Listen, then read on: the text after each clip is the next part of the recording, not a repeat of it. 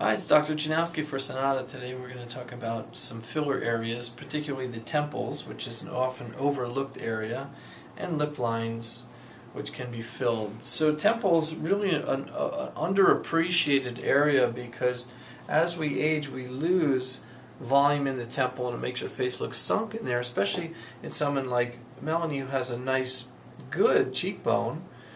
The areas both above and below the cheekbone can look hollow. In her case, this is fine, but it really looks much nicer to have a filled temple. If you look at models in magazines, young people, you'll see, and if you take an old picture of yourself, you'll see that the temples are more full. And it's quite a big volume loss area, and it can sometimes require a lot of product. In our case, we're just going to use one syringe, half and half, and just see how it goes, and we can always add more.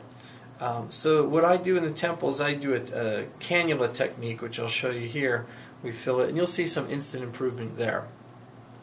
With regard to lip lines, everybody tends to develop them from muscle movement around the mouth, and we take a very small needle. I use a very fine technique here with a very small needle right on the surface, right into the line, efface the line so the lines look better. Lasers are probably better treatments for lines than fillers. However, there's recovery, so most people at least start with the filler and do the laser later on when they have the recovery, because it'll look red and sunburned in the area. But fillers are nice, they're instant, and they may last 6 months or a little bit longer, not as long as other areas because of the motion of the lip. Some people also choose to use a little Dysport or Botox to relax the lip muscle just a little bit. So I'll show you both of these techniques today. So we're going to put a little drop of local anesthetic. I like to use vibrational devices. They're very helpful to the patient. You can see the patient is holding another vibrational device which really distracts the brain and reduces pain and discomfort. So I'm just going to place a little drop of local anesthetic lidocaine for our single entry point. I'm going to do the same thing on the other side. A little bit of lidocaine, single entry point. We'll use a cannula to avoid bruising. So that's that. Then we'll massage those entry points. I'll make a tiny little poke with a needle here, and that just gets our entry point going for our cannula. There are a lot of vessels here, so a little bit of bleeding is not a big deal.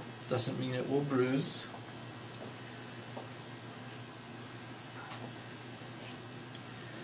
And then we take our cannula. Remember, the cannula is a blunt-tipped instrument with a hole on the side of the tip. It's much safer than a needle because we won't enter a vessel. Very hard to do. And we will gently move the cannula into position and inject product in a fan-like fashion, going down to the fascia, and we're just going to move that cannula around. It feels a little bit strange, but most people tolerate it quite well. And then I'm using Restylane Define here because there's a little bit of a spread quality to the product, which helps us to avoid lumping and bumping. So even if it looks a little bumpy initially, it will go away within a day. So I'm just going to massage the area like this.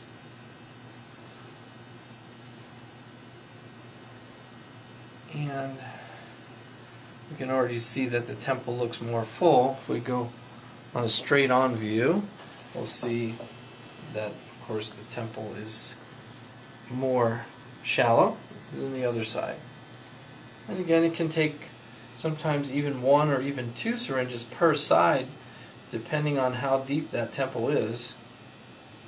We're just going to be gentle here. Good. So we can go to the other side.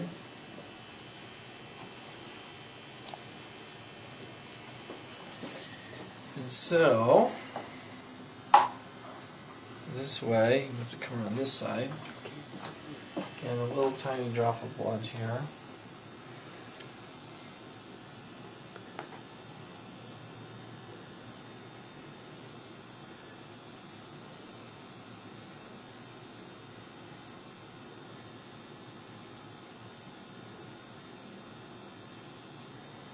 I'll grab it.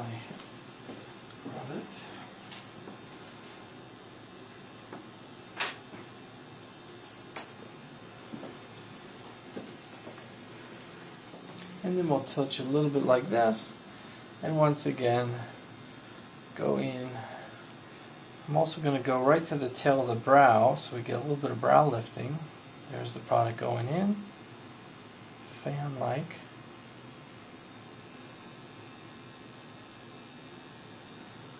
Getting it all the way up to the fusion line, which is up here.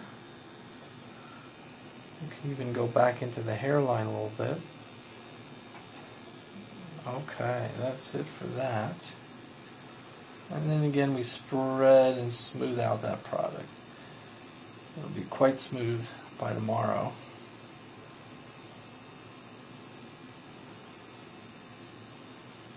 Okay, turn it off. So let's move to the lip lines. In Melanie's case they're quite mild, but let's have a pucker. Good, and relax. So what we do is we use an insulin needle, really small, it's a 32 gauge. This is the most sensitive of all the areas to inject. And some patients will prefer I do a dental block in addition to numbing cream. Melanie has chosen just numbing cream, so she's going to feel it a little bit more. She doesn't want to walk around feeling numb today, so we will just persevere. But you can see very shallow. It's extremely important. Most people, injectors, don't understand this concept that you really don't want to go more than about a millimeter down. Stay in the dermis and just do serial puncture techniques to chase those lines. And rather than going into the line, that's not as effective, because we want to efface the line, we want to flatten it.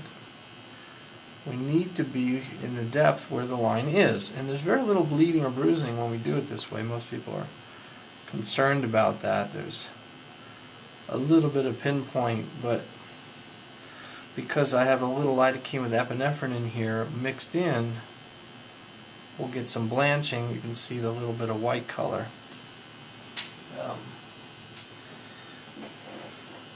That really makes the recovery much easier. So we'll see blanching instead of bruising. Blanching will be gone within the hour. And we're just going after every little line there. And we can see already that it's improved. And we just do very small amounts here. I also like to blend my filler. Is this Define as well? Refine. So I like Refine. It's a soft, fine product, really good for fine lines and surface texture. And by blending it, it makes it a little bit more smooth and easier to inject. I'm going to go onto this side.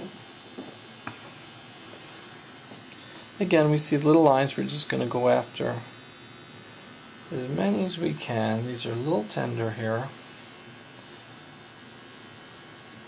Let's have you pucker again. Good. Hold the pucker for a second. Good, and relax.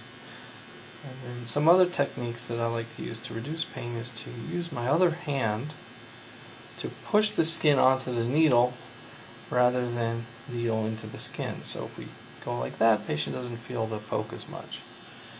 Let me do a little bit more here.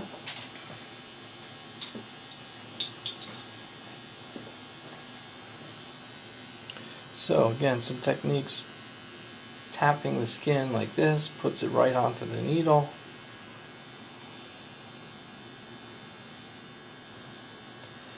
Let's have you pucker again. Good. And relax. You can see even as she puckers, there's less creasing because of the flexible nature of Refine and Define. You can do a little bit in these. And then other distraction techniques is simply tapping the area. That will take some pain signals away. Again, we do a little bit of this technique.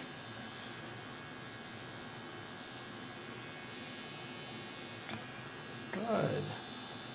Let me just wipe you down. So that's looking really good.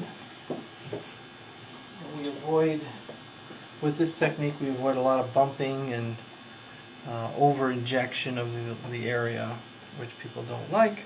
And we'll see just a little bit of this lumpy bumpy stuff, which again will be gone by tomorrow.